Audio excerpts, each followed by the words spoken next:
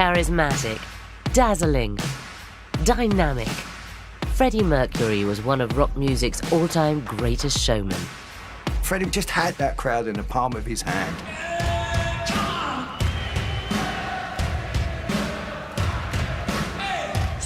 You just made everyone feel elevated. You just came away on such a high. But this smallest of small-town boys, who reinvented himself as a world-conquering rock god, had the most unlikely of beginnings.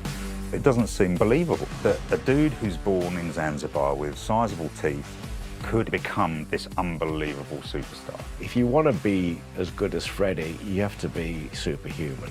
The voice, unique. Queen weren't just another band, they were the biggest band on the face of the planet. From day one, they knew what they wanted. Queen showed us how to be a stadium rock band. Tonight, we've gathered together superfans. They will be bigger than the Beatles, they'll be bigger than Elvis. Old flames. He was a very ardent lover. And best friends. We just became closer. We're like brothers, really. And almost 3 decades after his untimely death, we celebrate the moments that helped make Freddie Mercury and Queen the legends they remain to this day.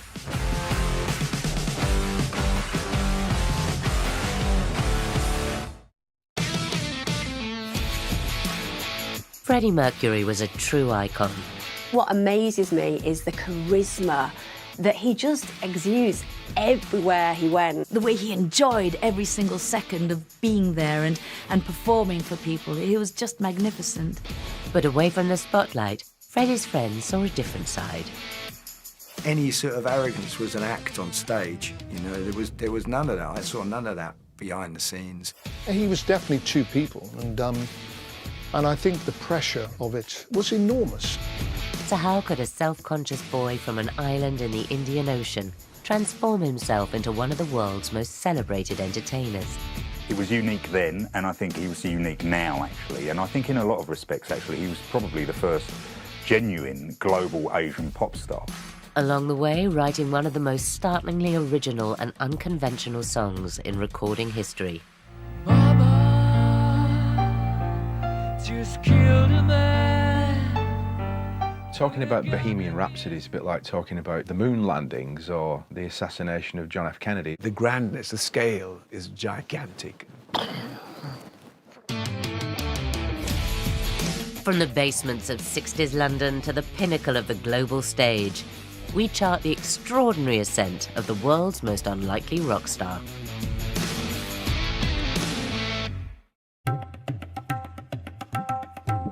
Freddie Mercury was born Farrokh Bulsara on the 5th of September 1946.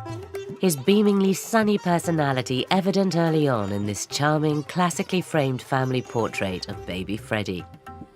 Growing up in Stone Town on the island of Zanzibar, the family was Zoroastrian by faith, an ancient, deeply traditional religion, and were wealthy by local standards, instilling an appreciation of arts and music into their young boy. Freddie being born on the island of Zanzibar is kind of exotic in itself, and actually his family background, the values that they had and the traditional values that they had, it had a huge impact on him. They were quite privileged as a family.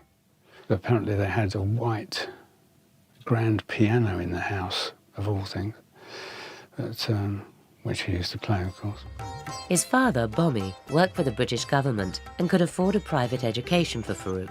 But that meant sending the 8-year-old 3,000 miles away to boarding school in India. It would mark the start of Freddie's great lifelong adventure.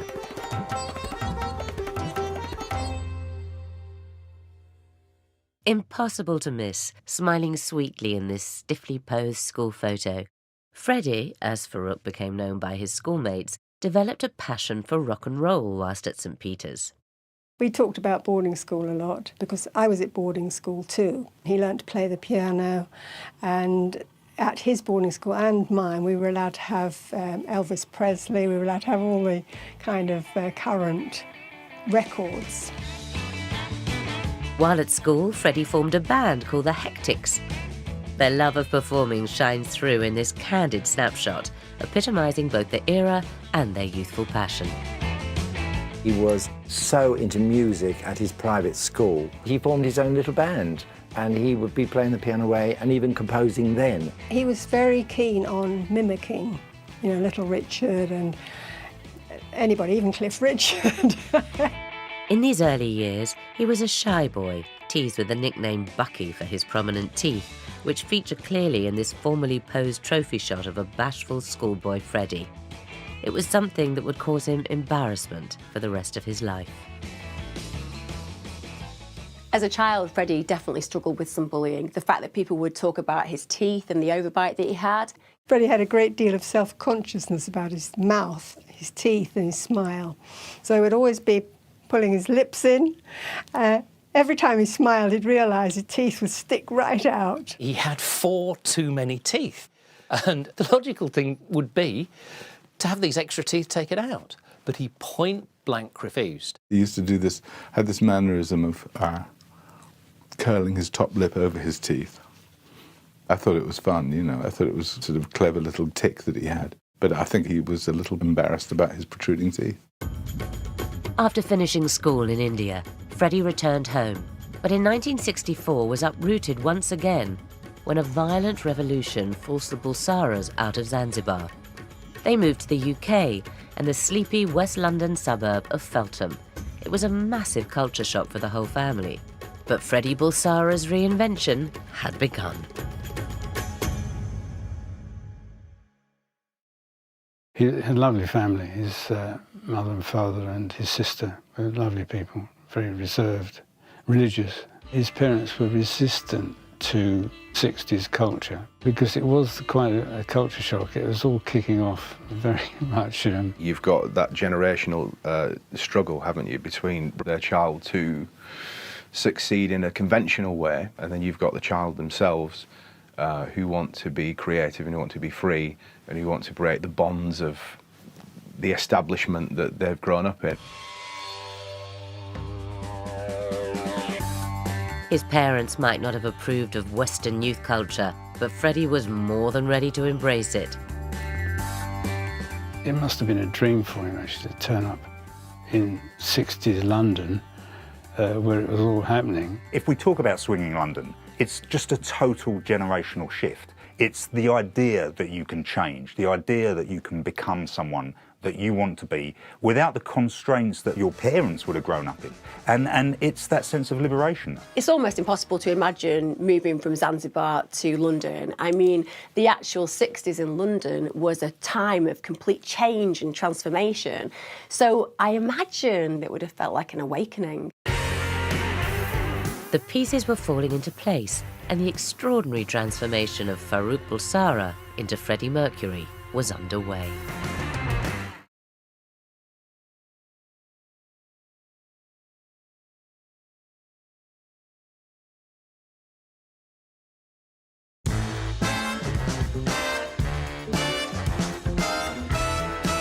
The 60s London teenage Freddie Bulsara found himself in had transformed into the youth capital of the world. This, ladies and gentlemen, is London. Swinging London, it's been called, though some people might find a different adjective. Eager to embrace everything on offer and explore his artistic tendencies, Freddie enrolled at Ealing Art College. Ealing College was a real melting pot for creativity. Ronnie Wood went to Ealing. Pete Townsend was at Ealing College as well. But the enigmatic boy from Zanzibar, posing here in typically laid-back fashion, was distinctly different from his fellow students. In India, the boarding schools taught their students to speak very good English. And he spoke in that way. He had a very good way of enunciating words. I was born in Jamaica. And when you come, there's certain things you're just taught in those early years of your life, how to speak, how not to speak. And he was very clear, very precise. He sounded more English than most other English people at college. It was almost what you might call a posh accent, in a way, with a slight Indian tinge to it. It was a unique brogue Freddie would never lose, as we can hear in this tightly framed informal 1984 interview, with Mercury coyly playing to the camera. No, I love it right now because I said earlier on, you're the last person I'm talking to, so you probably get the best interview, darling, don't worry. He was charming. He was very, very, very polite. He had a lovely smile. He was very warm and very soft in his approach. Freddie was a very kind, gentle and loving person. There's a strange kind of wittiness about him. He was quite waspish. He used to say to me all the time, "Oh, Adrian," that sort of thing, very kind of proper. He's very intelligent, and he used that to beguile people in a way. And one student found herself especially beguiled by Freddie's charms. I think I was Freddie's first girlfriend. We had a physical relationship, and he was a very ardent lover. He was different. Freddie did see himself as an outsider, and it gave him a kind of freedom. He didn't have to toe the line, he didn't have to be like other people, because he was from a different culture. Although he was as English, or even more English than most people, that was the contradiction about him. But above all else, it was London's intoxicating music scene that proved irresistible to the wide-eyed Freddie Bulsara. We used to go to many, many gigs at Eel Pie Island, which was a very famous venue, and various other places. We would have been exposed to a very broad spectrum of music at the time. But amidst all the acts that came and went, one explosive talent had a profound impact on Freddie and awoke him to the endless possibilities that might lie ahead. Freddie was an absolute super fan of Jimi Hendrix. He couldn't stop talking about Hendrix. Hendrix was a game changer for all of us. His kind of bravado, his confidence, his approach to playing was so intense. In fact, you might even say that Hendrix was Freddie's role model. Freddie's identification with Hendrix is really because, Jimmy is an outsider, a black dude working in a white rock world and really creating his own world. And also in terms of presentation as well, he's somebody who seemed as though he came from another planet. And I think Freddie really identified with that. Jimi Hendrix was a showman. He understood that Jimi Hendrix dressed like an old medieval performer almost. It was all fancy clothes and very soft furnishings. And he wanted to emulate that. Fired up Freddie left college with a head full of rock star dreams, funding his ambitions running a clothes stall in legendary hippie hangout Kensington Market with a friend by the name of Roger Taylor. I'd go up and hang out with him and Roger, selling boots and fur coats and tat in Ken Market. It wasn't a particularly good stall, to be honest. It only sold scarves, a few other things. And these spontaneously shot and vibrant Polaroid snapshots reveal 5 years in the capital of cool had clearly rubbed off on the previously demure 22-year-old. I did bump into him at Kensington Market, and he was then, at that point, wearing some very flamboyant clothes, because he came rushing up to me and gave me a hug because I hadn't seen him for a couple of years. Very gushing, shall we say, yes. A slight change in personality, I would say. By this time, Freddie's friends were mainly other budding musicians, like Ken Market pal and wannabe drummer, dental student Roger Taylor, and a guitar-wielding physics student called Brian May, who would form Smile, a fairly unremarkable band that looked typical for the times, captured here on rare grainy footage. The stage was set for Freddie to make a dramatic entrance.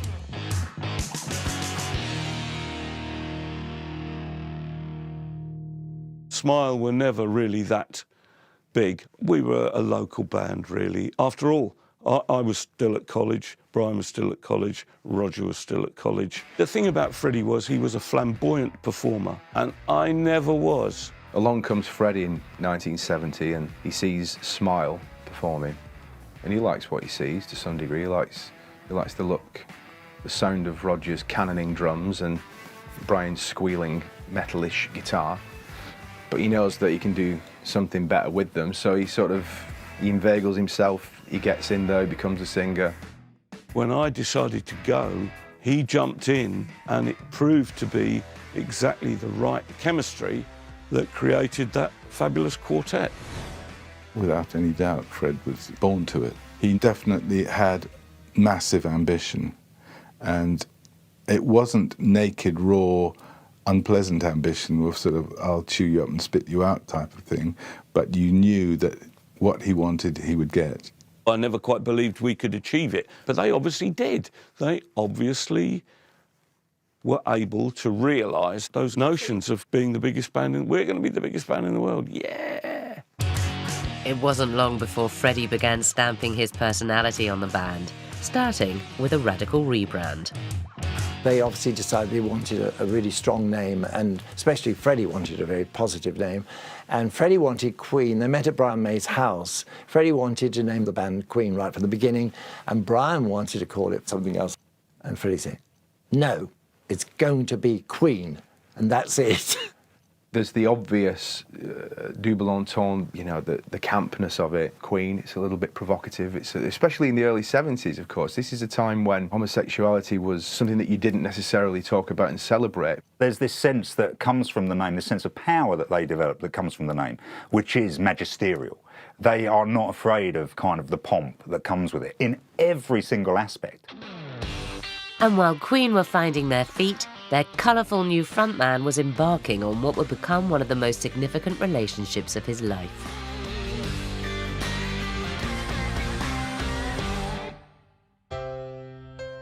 Mary Austin was lovely. I mean, she was Freddie's girlfriend. She was very glamorous, very attractive, and yes, very gentle. I think one of the people he was really, truly in love with was Mary. It was a core meeting of souls and people. Mary was very important to him because she was honest, she was caring. All she cared about was Freddie, and he cared so much about her. I mean, they did get engaged. They obviously had a deep love for one another and a deep respect. And I think in the early days when Fred had no money, you know, I think Mary supported him. Secure in a stable, traditional relationship, Freddie's fantasy life would play out on stage, reinventing himself as the rock star he was born to be. It isn't unusual for people who struggle early on in their lives to want to completely change their identity. Reinventing yourself is reclaiming your future and your present. There's no doubt Freddie changed his name to kind of escape the fact that there was a racist element actually in England at the time. You know, the idea of there being an Asian rock star at the turn of the 70s, I don't think it would have really been accepted. Freddie Mercury, what a name. What a statement that is, isn't it? From Farouk Bulsara to Freddie Mercury, it's just completely breaking those bonds, isn't it? The Mercury does fit him particularly well because, you know, it has, oddly, a kind of godly quality about it as well as, you know, all the other elements to that name. And I kind of feel as though, you know what, the thing about it is it suits him down to a T. Queen spent the next couple of years honing their act, and in 1973, armed with a record deal, they headed out on tour, supporting one of the biggest bands of the time. I was working for Mott the Hoople. Mott were rehearsing, and we're told, oh, the support band is coming in. Right, OK. And they come in their satins and dresses and Zandra Rhodes, you know, flouncing, and get on the stage, and they go for it. You know, Fred was doing all the prancing around, and this was like a rehearsal, and everyone is sat there, you know, going, who is this Wally? So from day one, they knew they wanted to be the biggest band in the world. By early 74, Queen had 2 albums under their belt and a keen cult following, but had yet to hit the mainstream. And if it hadn't been for a huge slice of luck, this oddball West London quartet might never have become the world's favourite rock band.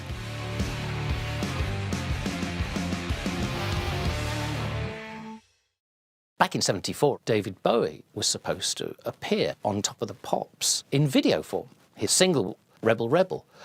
But the Rebel Rebel video wasn't complete. So on that very afternoon, Top of the Pops needed a group. And the only group who happened to be available at such exceptionally short notice were Queen. Dramatically dressed in black satin, Queen crackled with energy in a full-blooded performance of 7 Seas of Rhye.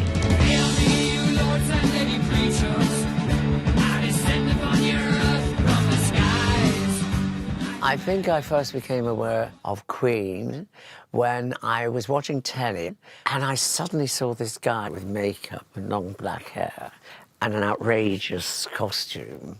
And I was deciphering whether man, female, whatever it was, and then the voice. I went, oh my goodness me, what is that? I'd never seen anything like it. It was unique.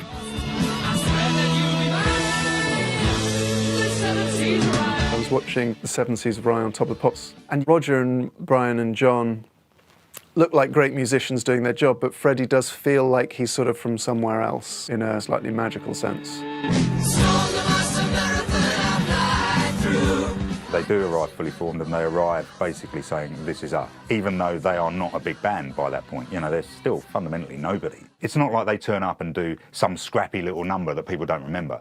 They turn up and do a fairly epic number in a style that everyone remembers. Queen were born, the single was a hit, and they didn't look back. The hugely contrasting follow-up single would prove their real breakthrough, hitting number 2. It also allowed Freddie free rein on Top of the Pops to camp it up superbly in Furs and show us his full, off-kilter pomp rock swagger.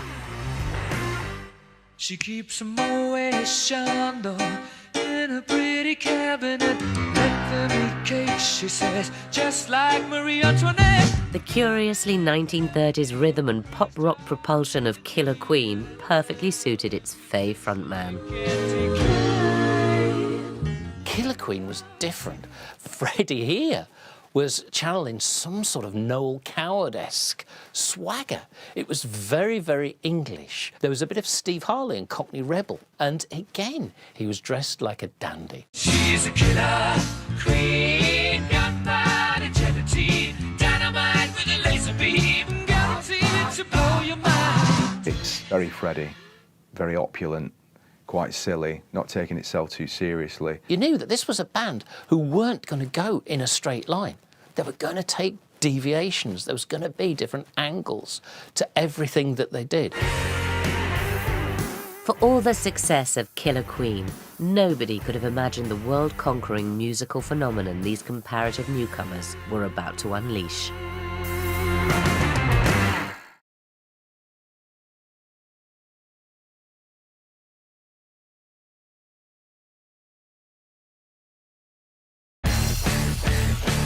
Autumn 1975, and with their theatrical image and charismatic frontman, Queen had already earned a reputation as an unorthodox rock band. But when they took their biggest risk of all and started really experimenting, unlike their overindulgent prog rock peers, they created a monumental piece of rock history. It just struck me as being one of those things that this is either going to be a catastrophic failure or it's going to be the biggest hit in the world.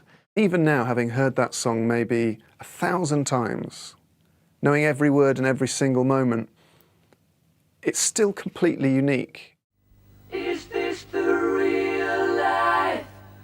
Is this just fantasy? Right from its unmistakable opening few bars, Bohemian Rhapsody was genuinely something quite extraordinary. Open your eyes, look up to the skies and see. Using intricate, multi-layered vocals, the song immediately captures the imagination with its fascinating and otherworldly lyrics. Easy come, easy go, little high, little low. It was such a charged song full of so much story and passion, and yet at the same time it was a bit indecipherable as well. So it was just, I don't know, it was spectacular, and it still is. Talking about Bohemian Rhapsody is a bit like talking about the moon landings or the assassination of John F. Kennedy, isn't it? Because it's such an unearthly experience. Doesn't really matter to me. But what would become Queen's biggest hit almost didn't happen. Record label EMI were reluctant to release a 6-minute epic as a single. But Freddie's rock-solid belief in the song is clear in his forthright recollection of the conflict in this interview 2 years later. So we sort of chose that. Obviously, we came across certain barriers, like it being 6 minutes long or whatever, and we said, there were numerous rows. Well, the recording company wanted to, in actual fact, edit it. Right? Edit it and things like that, yes. And we just thought, there's no point. You either sort of hear it in its entirety, or pick another song. Yeah. But despite its length, maverick DJ Kenny Everett was determined to make Bohemian Rhapsody a hit. They'd brought the tape to him. They'd gone to all the radio stations, and everyone said, "Oh, it's far too long. You've got to shorten it. You've got to shorten it." And then Kenny said, and he walked in with this record, and he said, "Don't do a thing to it. Leave it. It's just fabulous." And he played it and played it. Kenny would say, "I like that so much. Let's hear it again." He just kept putting it on again, and he said, "Oh, my finger slipped." Oh, he wasn't allowed to play it because it was like 6 minutes long. And he said, "Well, I can't play this." Oh, it slipped. Just killed a man. Exquisite instrumentation and Freddie Mercury's distinctive vocals combined to deliver a song fusing musical genres and breaking all the rules. Life had just begun, but now I've gone and thrown it all away.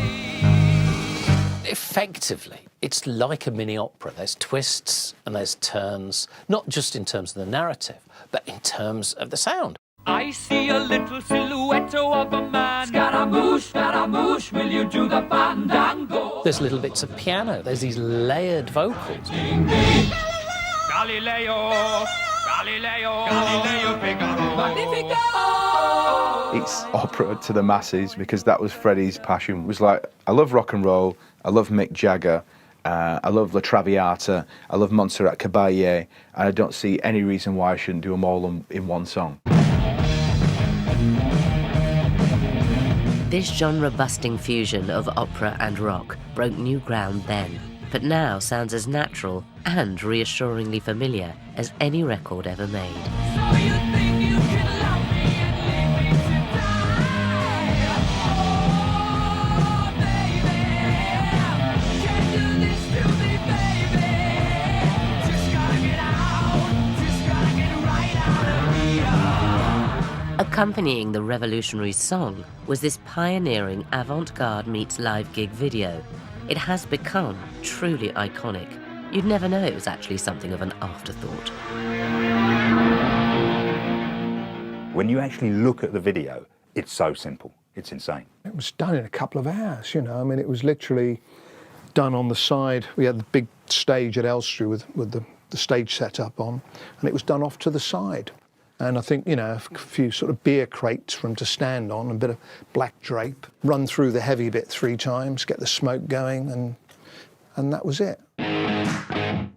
Queen had officially hit the big time, and the entire world was starting to take notice. It was then this roller coaster, and you started to get a feeling, okay, you know, I could be in on something here. And then by the time we were halfway through the tour, Bo Rap was #1 and the album was #1, and they were the darlings of the press. And I think that really took them to another level. After Christmas, off to the States, off to Japan. 1977, and as Queen's popularity grew, so did the size of the venues they were filling, and the boundary-pushing quartet was soon creating purpose-built, towering anthems fit to command these vast spaces. I think Queen looked at their audience and just basically, you know, wanted that audience to have a good time. We were rehearsing for the News of the World album, and we used to rehearse before an album. I think Fred liked to call it routinning. So he comes in, Mercury the Winged Messenger in his white spandex, and I've got this idea, darling, what was it, right? It's a song about football. What? The sort of anthemic qualities of We Will Rock You and We Are the Champions, those are deliberate things, but they're also just so enduring and so infectious. The hooks were just so universal. You don't even have to sing the lyric. The hook is... Boom, boom, boom, boom, boom, boom. The bombastic rhythm and driving guitar of We Will Rock You perfectly suited the cavernous arenas Queen found themselves playing in, like this breathless performance in Montreal. Those songs were made to be played in stadiums. They know how to unite an audience. He had a little riff. There aren't any instruments on it really apart from his guitar. And that was Brian, I think, saying this is for the audience. It really is a case of give the people what they want. It's like you can participate in this. So there's just this natural understanding of how to get rid of that barrier between us and them.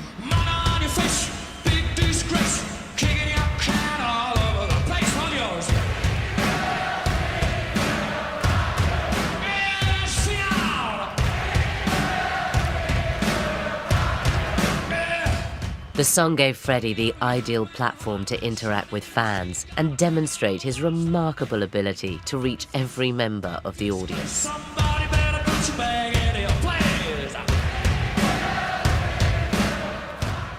He was very good at communicating with all parts of the stadium.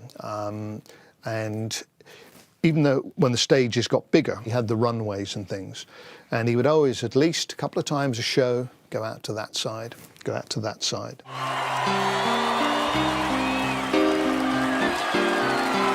Written by Freddie, We Are the Champions is based around Mercury's trademark classical chord structures and quickly became another dependable crowd pleaser, as in this memorable later performance at Wembley Stadium, with a half-naked Mercury imperiously holding court at the piano.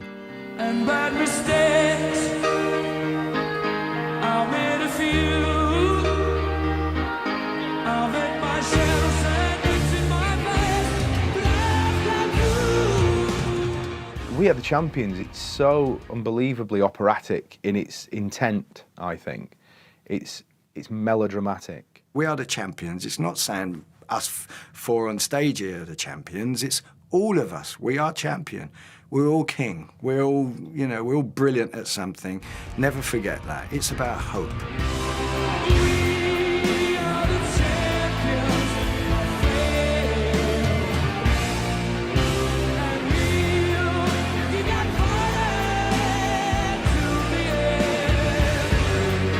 We Are the Champions provided a suitably rousing climax and gave impassioned stadium audiences, here again at Wembley, the chance to feel at one with each other and the band. Freddie in particular, the live focus, entirely lost in his own performance.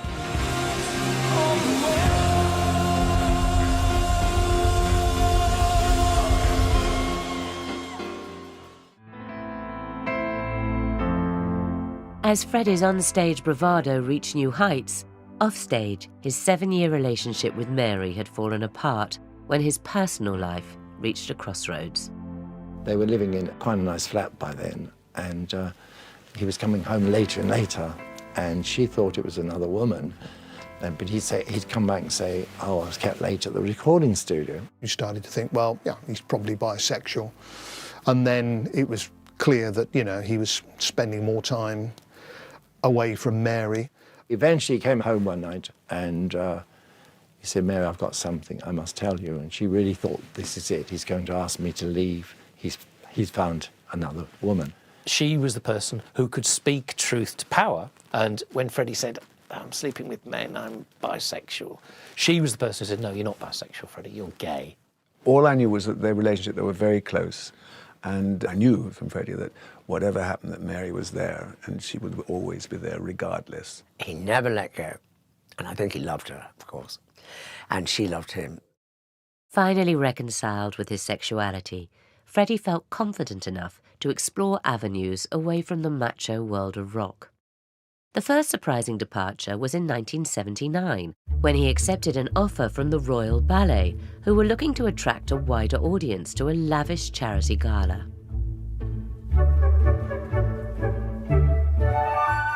I remember when we put him into all over tights. I mean, I wouldn't have worn all over tights and I was fit, but if he was going to be a ballet dancer, he had to have a leotard and tights and ballet shoes. You know, he went all the way and did it properly. He'd never danced before in his life, and they lifted him up at the end of the performance, and they turn him upside down. And he's hanging upside down in this. I don't know how they did it. I don't know how he did it. He was manoeuvred. Lift. Lift me. But in a nice position, of course. Upside down. And still singing, by the way. afterwards, when I did the interview with him, he said, well, I'd like to see Mick Jagger do that, or Elton John. Freddie had reinvented himself yet again. Queen had never been bigger, and together they were about to conquer the entire world.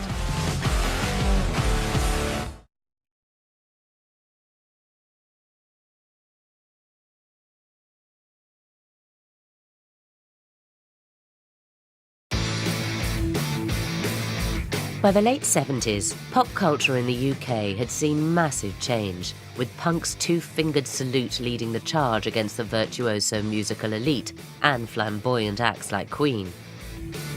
Punk was a fantastic breath of fresh air, musically and culturally, but that did leave Queen on a sticky wicket, because where are you supposed to go with that? Basically, Queen are meant to roll over and die, you know, and of course they don't. It just carries on.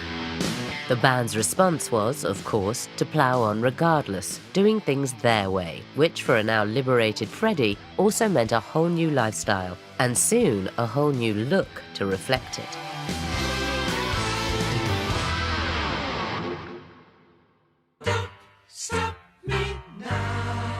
Queen still knew what their fans wanted, and anthems like Don't Stop Me Now, with its stripped-back, no-frills video, let their seemingly unfashionable music do the talking. Don't Stop Me Now is almost like Freddie trolling the punks, isn't it? That's Freddie saying to everybody, darling, my life is wonderful. It's also a very hedonistic lyric.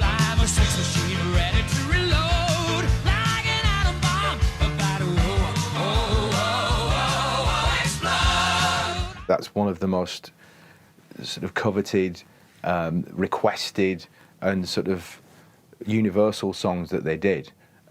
Kids love it, grannies love it, everybody loves it, but at the end of the day, it's about Freddie having an absolutely marvellous time in the way that only Freddie could. Freddie was certainly enjoying his newly empowered sexuality in the heart of the London gay scene. It was Kenny Everett, actually, who more or less brought him out. Kenny, they used to meet up a lot, and then Kenny would go to the gay bars and take Freddie along, and then I think that's really when it struck a note with Freddie that he would like to try another life. However, it wasn't just the London scene Freddie threw himself into. There was a period where he was living in New York, and he was frequenting the New York gay scene, which was also where he first came across Glenn Hughes, who was the biker in The Village People. And that transformed not so much Freddie's life, but Freddie's image. And from there, he began to use more hardcore gay imagery, the caps, the mustache, the vest, the leather. There was a look, and I think, you know, he loved it. He loved, I think, a sort of more romantic and macho look. Freddie even gamely lampooned his new gay biker chic, appearing as a special guest on Playmate Kenny's show in a typically anarchic sketch. Do your stuff, Fred! Freddie and Kenny were just so witty and so much fun. You can see that he's becoming far more confident about who he is as a human being, not just as a gay man, but as an individual and as a performer, and that shines on stage. Years later, in a breezily informal interview, a self-deprecating Freddie joked about the motivation for his radical change of look. At this point in time, I think if I had long hair and fingernails and wearing the things, I would look ridiculous. I mean, I looked ridiculous then, but it worked. But it was all right then, so it's just growing up and gaining experience. After years struggling with his appearance, it seemed Freddie had finally found the style he was most comfortable with. And as he moved with the times in terms of fashion, back in the studio, the band were now shifting direction too.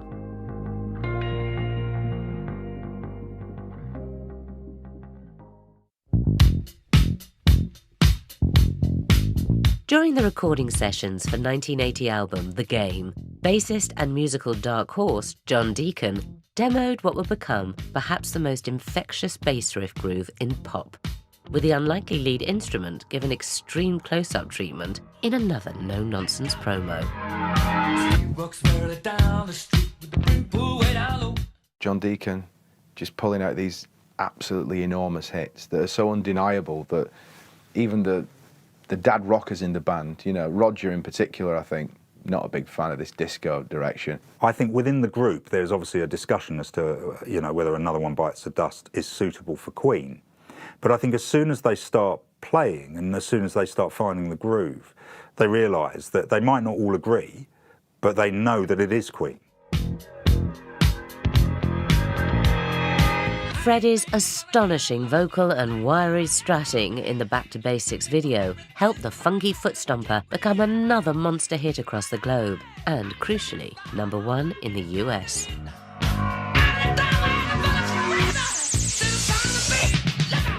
That's the power of Queen and Freddie, is that he could take a song that was not his at all and he could make it his. Make it sound as though he'd written it, and he's selling it to you so hard that you think, he must have written all these songs. It looked like the risk of throwing off their rock roots and diversifying into disco had paid off. Whilst humbly acknowledging the fickle nature of pop superstardom, Brian May looked happily back on this killer time for Queen. We kind of became the biggest group in the world at that moment. You know, it's a fleeting moment because someone else will come and take over, but for that moment, we kind of owned the world. Brian's instincts about the volatile nature of fame rang true shortly afterwards, when the release of a very British, high-camp, tongue-in-cheek cross-dressing video would soon undo all their hard work across the pond. I want to break free. I want to break free. Humoristic, and you know, and they never took themselves too seriously, Queen. Fred's a housewife pushing a Hoover, and they're all different characters. Roger, a very convincing schoolgirl. John, an old granny, and Brian, I'm not quite sure who Brian was. But it was great fun on the day, on the set. Everyone loved it. The video may have been a hoot to film, but questions soon arose as to the motivation behind it, with detractors presuming the campness was all of Mercury's doing. So, with good grace, Freddie set the record straight in this laid-back interview Down Under. It wasn't my idea at all. I'm sure everybody thinks it's my idea being outrageous. Roger's, wasn't it? It was. I mean, it came from Roger, and I was... and everybody thinks, I bet... In fact, they asked me, so how did you get the other three to get into it? In fact, they ran into their frocks quicker than anything. Freddie clearly saw the funny side, but in the much more conservative US, it was a very different story indeed. America hated it, and the American record company said to them, well, can you do another video? Just a performance video, whatever. And the band said, no, I'm not doing it. And unfortunately, that video killed them in America. Seemingly dead in the water stateside, Queen looked instead to a neighbouring continent with similarly huge arenas. But this was uncharted territory for rock bands, for then, understandable reasons. The infrastructure wasn't set up for bands to play in South America. You know, you hear horror stories of, you know, people getting abducted and you know, kidnapped for you know, we've got your lead singer, you know, we want whatever for him. Queen bravely took on South America in 1981. Roger Taylor describing his nerves before a gig in Brazil in typically matter-of-fact fashion in this enlightening interview. I can remember being nervous the first night. The top tier alone took 80,000, and we were in this sort of dugout, which I guess the football teams would normally be in, but all the windows were broken. And I remember thinking, this is, you know, it's going to take some balls to walk out there. If the band had any nerves, they certainly didn't show. Footage from the heart of the action in Sao Paulo gives a visceral sense of Queen cranking crowd energy levels up from the off.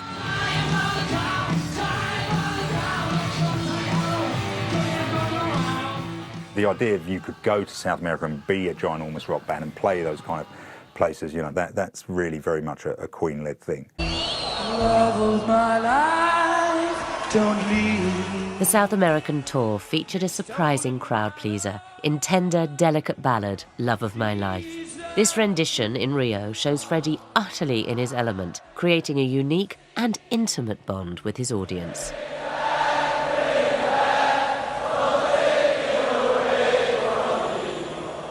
It was kind of terrifying, I think, to the governments of South America, the idea that Freddie was in control of nearly 500,000 people in one night, the sort of control that they could only get through military means. All he needed was his microphone. Queen were now the world's premier stadium rock act, but backstage they were also becoming the #1 party band. From the obvious relish with which Roger speaks, it's clear he hugely enjoyed those heady times. There was a man who, he was actually a person of restricted growth, who did lay under meats. He said, when asked what he did, he said, I lay under meats. And he's covered in sort of cold cuts and sort of chopped liver and stuff like that. And you couldn't see him. And so people would approach the trestle table, and as they just reached out to scoop their meat, he would just move like that. And that was his act. Queen definitely topped all the other bands when it came to their entertainment and their parties. There's no doubt about it. I mean, I think most bands wouldn't put their hands so deep into their pockets for people, you know, like Queen did and Freddie did. He had this zest for living. He lived life to the full. He'd have a party every night if he could. And often did. They were incredibly discreet about this. You didn't hear about any Queen members getting arrested for drink and drugs. You didn't hear about any of them going into rehab. If you're looking for scandal on Queen, there isn't really that much. Whilst Queen may have avoided press scrutiny for their audacious backstage antics, in 1984 they'd find themselves cast as rock's bad guys as they ventured to South African vacation playground Sun City, which at the time was a whites-only resort. It was another market, another territory. You know, it's like we conquered South America, Japan, you know, South Africa, we're going to conquer there. The problem with actually making an appearance there was, one, that it broke the United Nations boycott, and two, that it also broke a musicians' union boycott. Queen landed in the apartheid state with press-friendly soundbites at the ready. The seeming innocence and enthusiasm of this news VT belies the complex politics beneath the surface. Well, it's nice. It's really nice to be here in South Africa, and I just want to have a good time. Anything you'd like to say to your South African fans? Yeah, we hope you get real excited, and because we're pretty excited to be here. Did you know that you had so many fans in South Africa? Well, I think we had some idea that of our popularity here, but we didn't realise it was quite that. They didn't think they were doing anything wrong. However, maybe they were told they were playing to mixed audiences. And I mean, I never saw a black face in the audience. I mean, it was a horrible place. I mean, it was Las Vegas in the bush. Things were never quite the same again for Queen. People regarded them as mercenaries.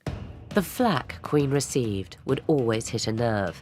But in retrospect, as these somewhat frosty documentary interviews clearly underline, Brian and Roger still have strong and conflicting feelings on the controversy. There was all sorts of hoo-ha going on. You know, you mustn't play Sun City because it's a sign that you're supporting apartheid. Well, it's simply not true. If you adopted a policy of never playing in a country where you don't approve of the politicians, there would really be very few places you can play. I will say to me that we acted properly according to our conscience as regards South Africa. We went there to play music the same as we did all kinds of other places. We got so much shit for it, but we went for good reasons. But on balance, I think it was a mistake to go.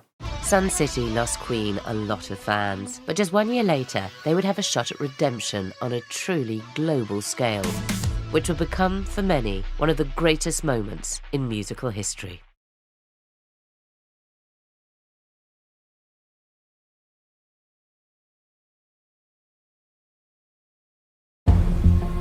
By the mid-1980s, relentless touring and the attendant rock star lifestyle had taken its toll on Freddie and the band, and it seemed the mighty Queen juggernaut was slowly grinding to a halt. At that point, I think people had sort of thought, OK, well, maybe Queen had their day, you know, maybe that was the best, what we've already heard. They'd had the success, but, you know, it has its tolls. You look back and you think the pressure of it is phenomenal. And I think Fred used to say, God, darling, some days I wake up and I just don't want to be Freddie Mercury today. Brian May almost dispassionately expressed the band's feelings in this later unfussy interview. We were sort of feeling a bit, I don't know if trapped is the right word, but we felt we were on this sleigh ride and what was going to come next. And we'd actually said, OK, we don't want to do anything for a while. However, should they choose to accept it, a once-in-a-lifetime opportunity to remind the world exactly how magisterial Queen still were was just one monumental gig away.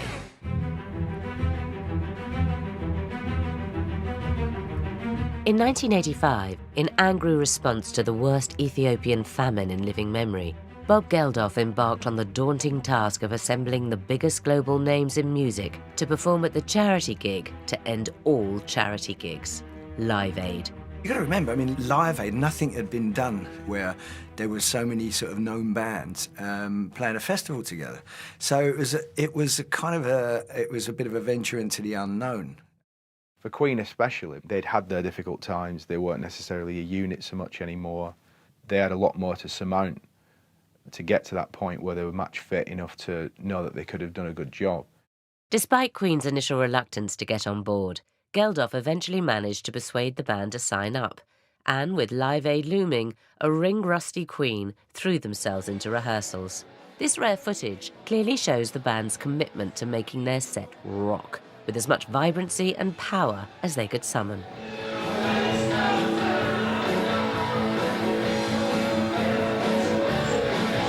You'd think with all the back catalogue they had then, and you've got to find 18, 20 minutes, God, you know, how are you going to do it? And I went out and I bought these big white plastic clocks and I put them in the front of the stage so we could time the set. It was done very professionally and actually without any real arguments, you know, as to the final running of it.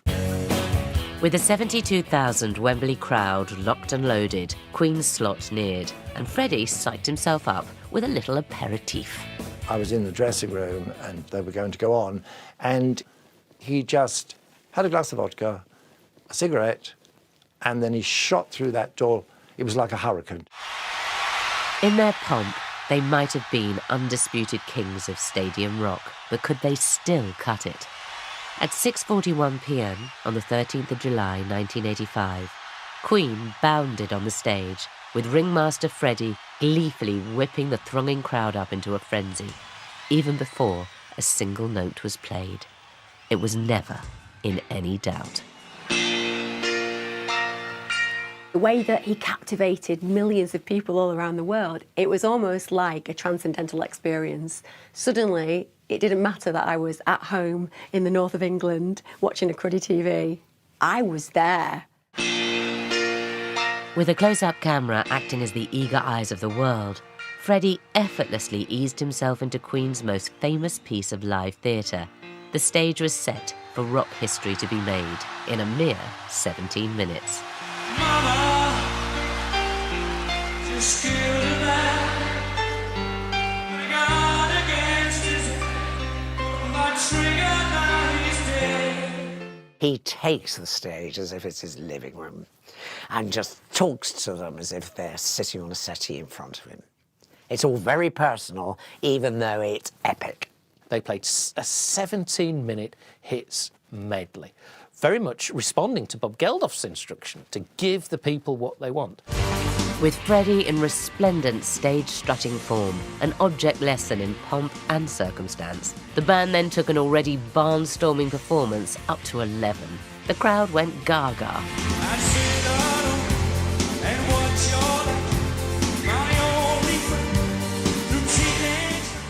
Radio Gaga at Live Aid is one of the finest musical moments of all time. And you can't resist. You got to do it. It's a compulsion. Everybody else is doing it. Are you going to be the only person out of 72,000 people with his hands in his pockets?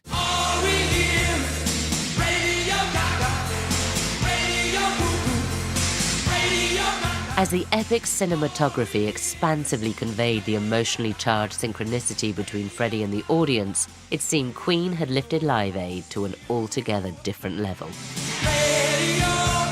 They'd also taken it to another sound level, as a delicious bit of techie mischief ensured their decibel count would exceed the rest.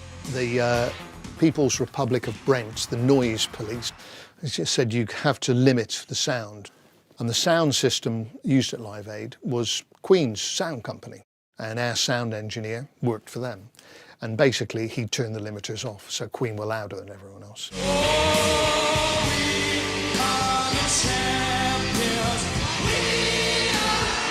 Now joyfully playing to the crowd, Queen inevitably finished on a high with a song that suddenly had even greater resonance. Mercury was never more perfectly in his element, and leaving no doubt whatsoever which band were the champions of the day.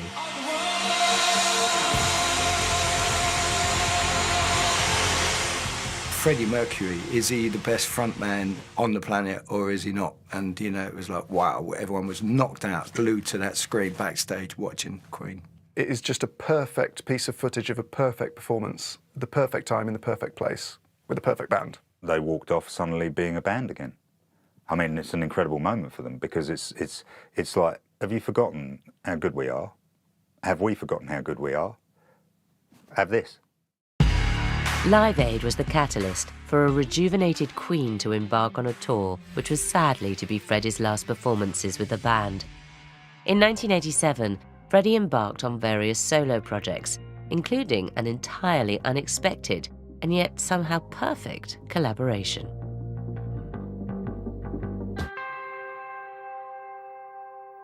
At the time we did Barcelona, Montserrat Caballé was the female Pavarotti. And a lot of people now do these crossovers, and crossover music, classical things, have got their way into sort of popular music charts. But then there was nothing before it.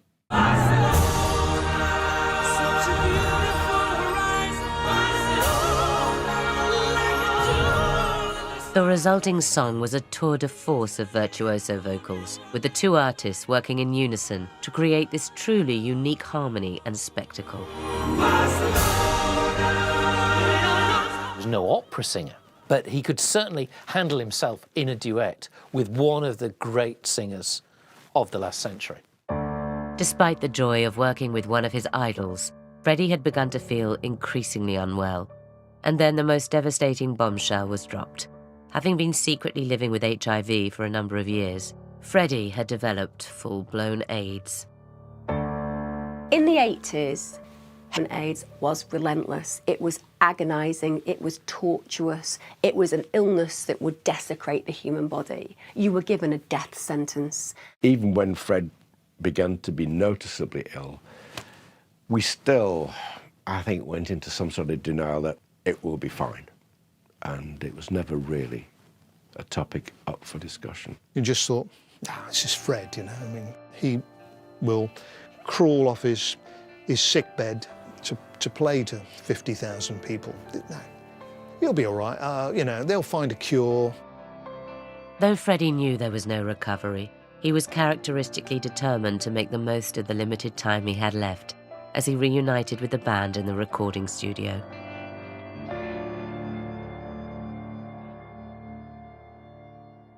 I can't imagine what it was like to be in the studio, and they just wanted to be there for him and give him the strength he needed, but it's got to have been unbelievably difficult. Another hero, another mindless crime behind the curtain. The dignified and painstakingly constructed video for The Show Must Go On revisited some of Queen's most iconic moments with a clear and deeply moving message of defiance in the face of sheer adversity. Show must go on. The show must go on. For the whole band, it's hugely significant. It's almost like a sort of tying up of everything, of what they'd done up to that point. I think there's a vulnerability that they accept themselves and that they then go back into their own history that allows you to connect with them even more as a result. As Queen tried to come to terms with the quiet tragedy of the situation through music, their fans would soon see for themselves that something was terribly wrong. I think by 1990, it was still sort of shrouded in mystery, and he appeared at the Brit Awards that year with the band, and it was obvious he was very ill. In the full glare of a multi-camera broadcast, the band took to the podium to collect their Outstanding Contribution Award. But Freddie's determined stride was at odds with his gaunt appearance and untypically reserved manner. It was to be the final time we'd see him in public.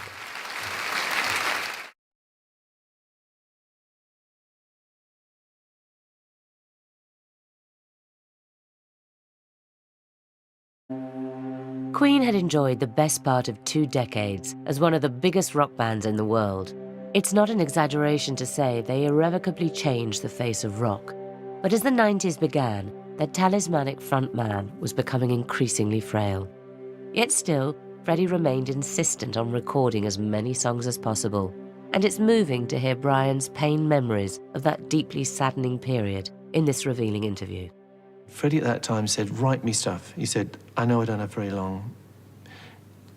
Keep writing me words, keep giving me things. I will sing, I will sing. And he finds it hard to stand up a lot of the time. But he'll throw a couple of vodkas down and he would prop himself up on the mixing desk and have his mic there and go for it. The heart-rending video and elegiac lyrics to These Are the Days of Our Lives would mark Freddie's final appearance on camera.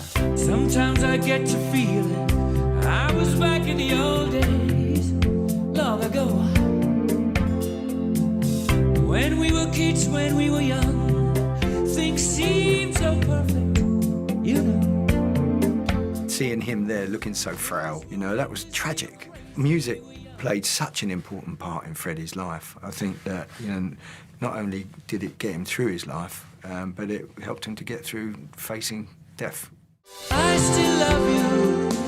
As the touching song reached its conclusion, the weakened Freddie left fans with the most poignant of messages. I still love you.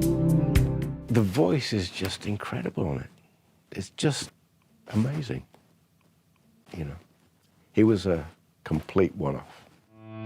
The bravery Freddie had shown through the music, determined it would be his lasting legacy, was also reflected in the way he approached his final days, many of which were spent with his longtime friend, Mary Austin. She used to sit with him something like 6 hours, you know, and he asked whether she put on a video of a concert he'd done, and at the end of it he turned to her, he said, I was handsome then, wasn't I? And she said, you're still handsome now, you know, but very touching, very sad. Freddie Mercury passed away on the 24th of November, 1991. He was just 45 years old. I just went numb, actually. I couldn't take it in, really. Yeah, what can you say? Yeah, tragic. We lost a great man. I felt a mix of sadness and also a sense of conclusion that he'd done the thing he wanted to do. You know, he would now move from being a great singer to becoming some kind of legend.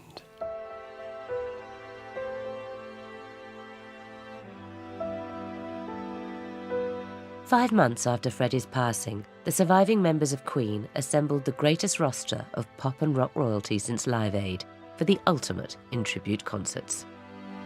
As a gig itself, it was amazing. It showed just how much respect there was for Freddie. I think everybody remembers George Michael's performance as being just this moment. And it's really simple as to why, because he sang so bloody brilliantly. That was a tribute. That was the real deal. That was like a great singer doing a great singer and saying, I'm not going to change a note because it's perfect. Amidst this star-studded bill, it was indeed George Michael who best evoked the spirit of Freddie, leading the whole stadium in the Mercury-esque arm-waving crescendo of Somebody to Love.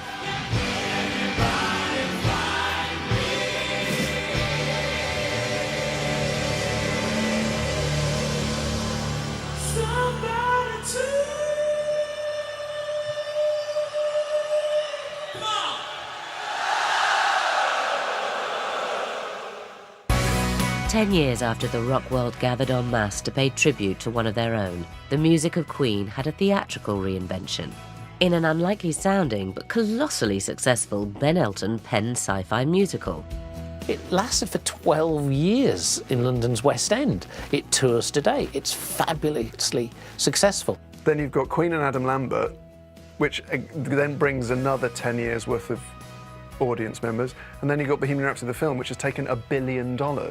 So every 10 years, they're suddenly the most current band. It's amazing. It's real masterstroke. 2018's Bohemian Rhapsody biopic was a huge success, And while some critics bemoaned its factual inaccuracies, all were united in lauding Rami Malek's spookily spot-on portrayal of Freddie, his pitch-perfect feel for the star's mannerisms and wit earned him an Oscar.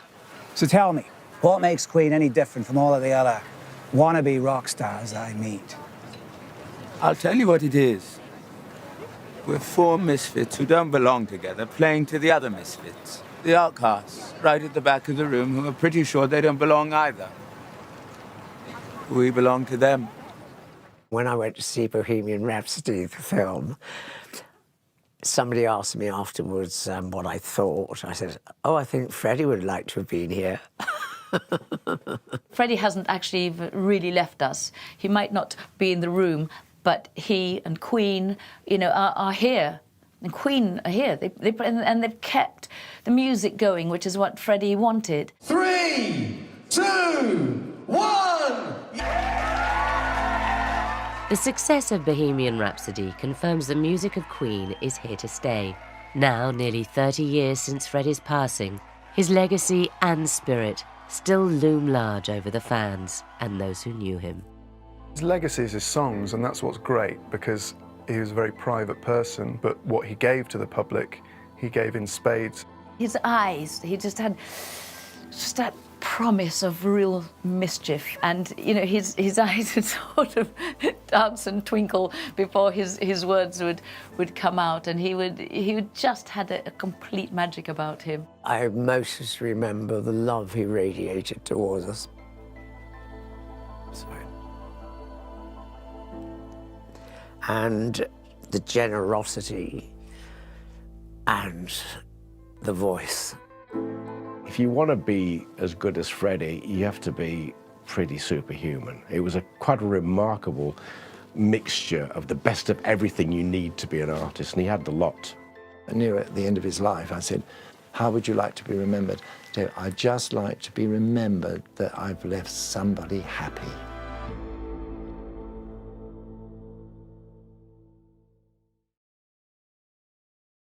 He certainly made me happy, but there's not much happiness for those in Brand New when luxury holidays go horribly wrong. Brand New tomorrow night at 10:15. Next tonight, criminals caught on camera.